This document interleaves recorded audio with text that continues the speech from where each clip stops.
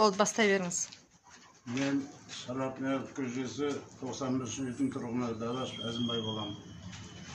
Менің айтарым бастан айтайын, 2017 жылы менің Кенжетай балам бар, Дадаш Дастан деген. Сол жаңағы Маллақожаев Зайнеттен дегенге жолығып, содан 100 мың алған болатын. Одан 2 ай кешіктіріп бере алмастан үстінен бұл үшешік жүргізіп, 20-30 мыңнан алған. Ақылында бере алмастан алғансын үйіне келіп, бұны дубинамен ұрып, денесінің бәрін көгертіп тастап, шүйтіп ұрып тастайды. Кейін бұны ұстап алмайды Зайнеттен жаңағы Маллақожаевты.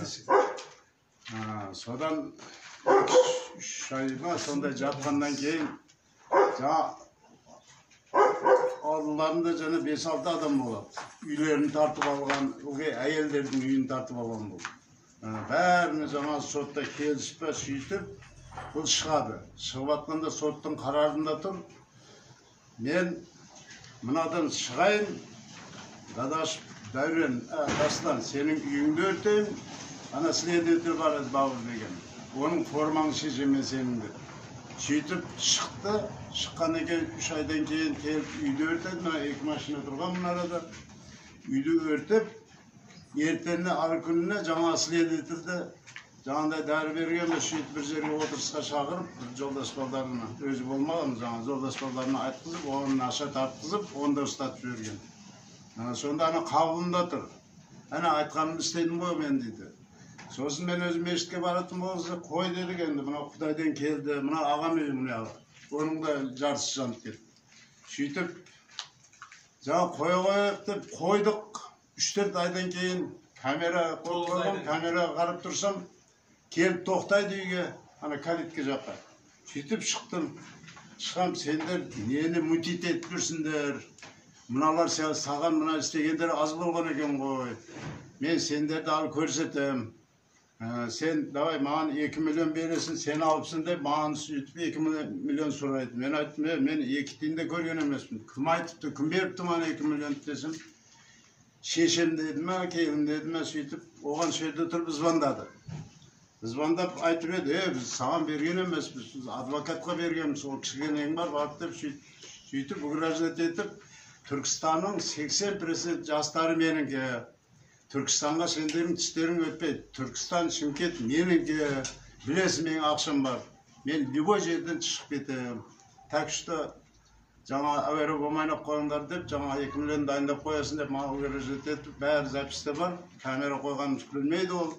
Сөйтіп записке түсіріп алғанбыз. Содан басталды бұл. Вот, мыняғы сосын енді бұны жатыр қамалып, бір біз емес қанша адам бұл вес Түркістанды қырып атыр.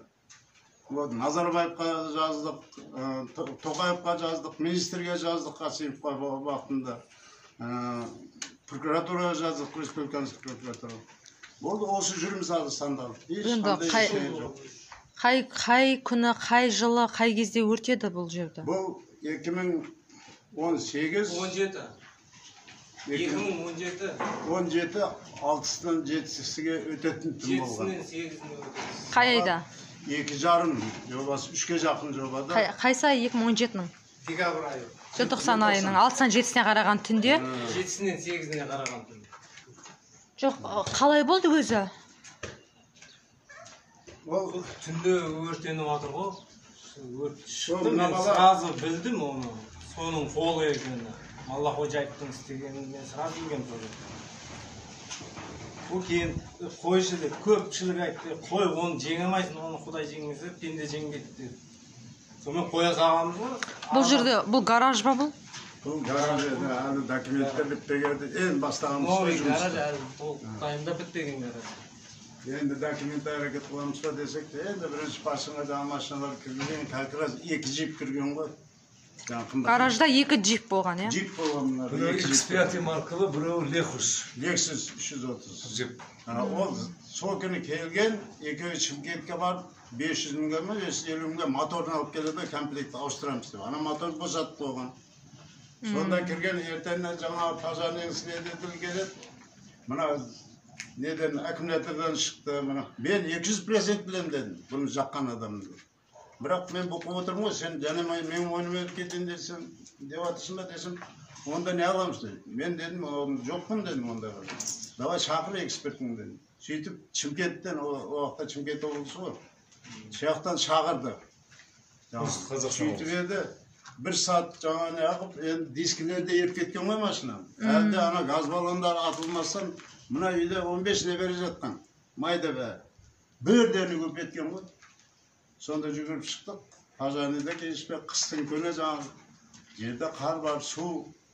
Сөйтіп бәр жақ кетті ғой, мына әлде мұнақы өтті. Олар қашып құтылды. Баллондар жарылмады, жаңа газ баллондар. Жоқ, бака атылмады, соған қуанып қалдық қой біз, қош құрсын мен. Құдайдан келді, енді одан көрмені қояшы деп. Машинаның егелеріне ақшасын төледіңіздер сосын? Егелері келіп айтты, біз сендерді қинамаймыз деді. Енді пока мұнаяқтарын жауап тұр деді. Біз жауап не алғанда сосын келді ғой 4-5 күннен кейін. Давай енді майдалап төлейсіңдер деді. Бұлар жоқ, ар жақта жаңа кішкентай баланың үйі бар еді. Соны hazır оған учаскеде бермеді. 4,5 миллионға сатып жібердім. 4 миллион hazır көшеде қалды ол бала. Айтпаса сол күні ол кішкентай баламен ерегескен, ол жоқ еді берді. Анелан курс семьяңман деп Астанаға жіберген. Астанада істеп жүрген ол. Сол жаңғансын телефон қылып шақырып алдық қой. Сол бар көргенім сол бұл құтылып кете береді. Содан бері іс сотқа өткен жоқ, Анау Түркістанда жүрді ғой, әптен жүрді. Барасын не болды? Көке мынан қол қойып жіберіңіз, Сөйтсем, ана компьютерден өшіп қапты. Үй тіпті мынаған айттым балаға, айнадан қоя салайыз сосын қой. Я өшіп қалады, жаңа тапсырып қоясын, өшіп қалады. Компьютерде жоқ дейді. Сонымен 2019 ба өткен жылым еді. Қайтып жазып, жаңа 2 машинадан 13,5 миллионға сеніп етті. Соған мен қол қойдым да, ертең шықтым да, больница үстінде өлеңім асып кетті. Сосын мынаған қой, ерегеспен қояқ десек, жаңа өзі қоймайды жаңағындай. Hep bu garaja etip beni al koşetem sen de Akşam көп дейді. Енді жетеді ақша. Отырмаймын дейді. Отырсам давно отыратын едім ғой. Мен ешкім отырмайды, Шымкент Түркістан күші жетпейді деді ғой. Мен білмеймін ғой қандай келіс жатыр. Сіз осы кісінің ұлысыз ба? Иә. Сіз жөндейсіз ғой машинаны? Иә. Ана мына жолдас қалам сөйлесін ана. Мен Дадаш Әзімбайдың жолдас баласымын. Мен Түркістан қаласымын, Хақназардың құршы тұрғынымын. Фамилиям Аллаш Рахматулла. Осылардың осы келгелі бері осының басына түскен істі бөлісіп отырмын. Көріп отырмын. Жаңадан салып бітірген гараж, от үйді бітірген гараждың ішіне жаңа кіргізген машина моторын ауыстырам деп осындай жағдайға тап болды. Воротаның төбесінен асып кіріп, осыға кіріп жағып, мына вороталарды ашып кеткен. Чтобы мына достаточный кислород болса, тез жанып кетеді деген оймен. Өрге адам жақындаймайды. Мына ағасының үйі өртеніп онда кетті. Әбден жапа шекті. Бұл Зайнетдин Маллахожаев дегенде ешкім бір неғыл алмайды. Теңкел алмайды. Өйткені теңкел алмайтыны бұл жаңағы жоғарыдағылардың өзі қорғап қоштап отыр. Түркістан қаласының ішкі істер бөлімінің бастығы қанша арызданып барды, бәрін аяқ асты етеді, жұрттың бәрі соны күн дұрыс дейді. Сонда қазір қанша адам жапа шегіп жатыр, сонда бәрі олардың дұрыс емес дағы, біз Маллахожаев Зайнетдин'дікі дұрыс бола ма?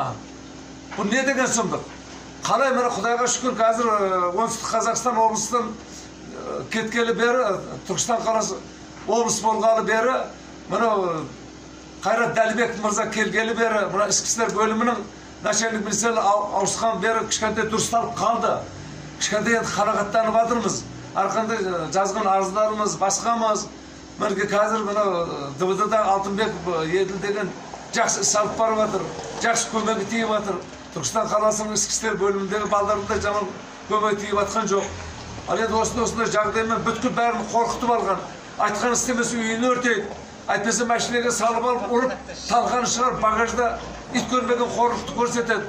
Бұның артынан жапа шеккендер жүде көп. Түркістан қаласында, Қарашық ауылында бар.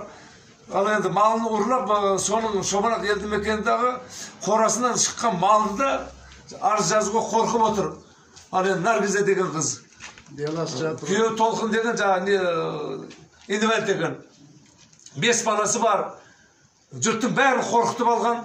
Қазіргі уақытта мына кешегі күні құрықталған мынау каракроттардың 150 малмен, 30-ы қара мал, 130-ы жылқы малымен Құрықталғандардың артында осы Малахожаев Зайыптының қол астында жүрген балдар бар. Соны құтқарып алайын деп Малахожаева Мәлике қазір сумкасына ақшаны салып алып Кентаудың қаласында жүгіріп жүр.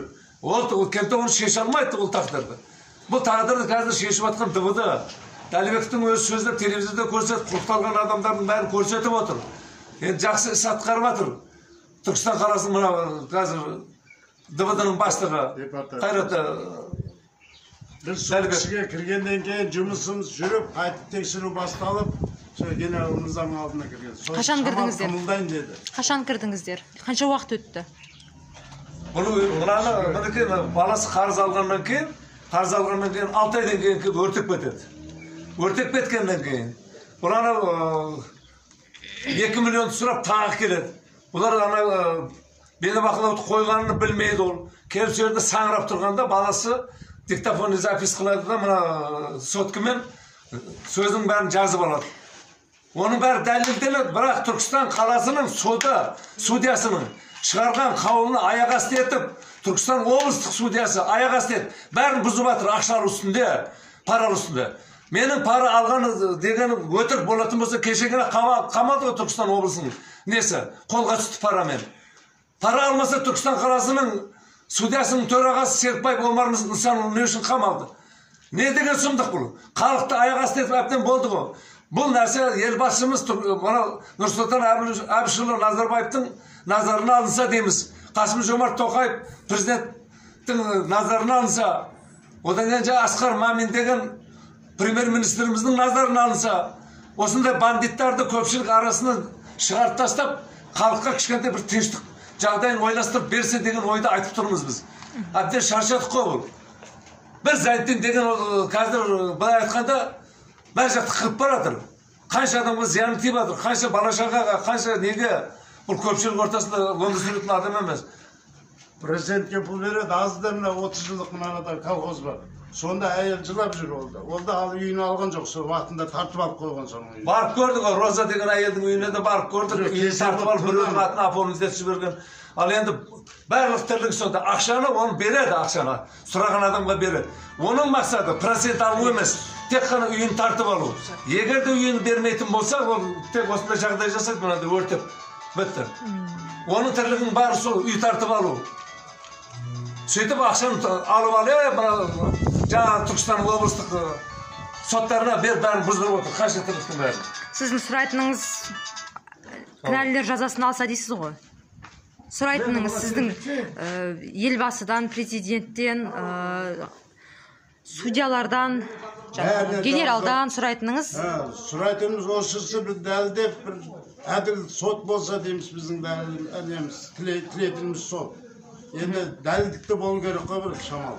Енді чересчур шаршадық. Мына 2 реттен жаздым. Президентке де, министрге де, прокуратураға да. Тек әділдік сұрайтыныңыз, е? Әділ сұрайтынымыз әділдік. Осын бір шешпесе жақсылап пайда бар. Жақсы.